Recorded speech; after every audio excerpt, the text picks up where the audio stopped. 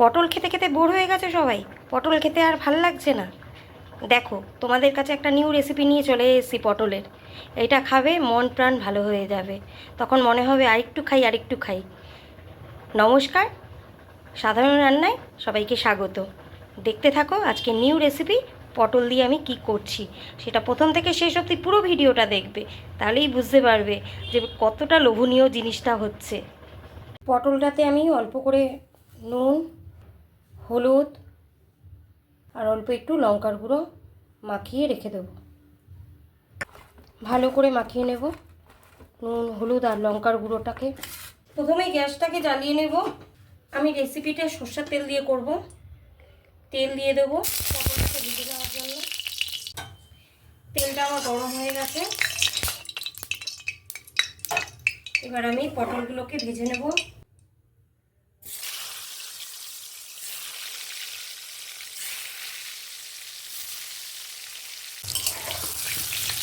পটলটা আমার ভালো ভালো হয়ে গেছে।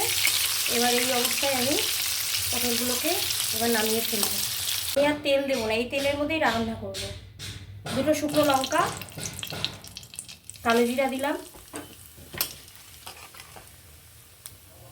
লঙ্কা দিয়ে দিলাম।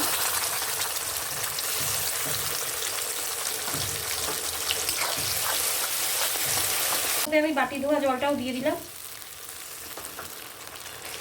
সর্ষের মধ্যে একটু নুন দিয়ে বেটেছি, তাই না, অল্প একটু নুন দিলাম।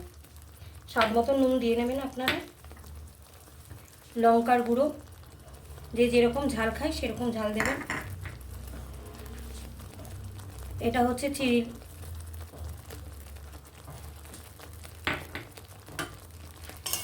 এটা কাশ্মীরি লঙ্কার গুঁড়োটা দিলাম। মশলাটা আমার কষে গেছে ভালো করে। এবার আমি পটলগুলোকে দিয়ে দেবো। একটু আস্তে করে হালকা হাতে নাড়াচাড়া করে নেব।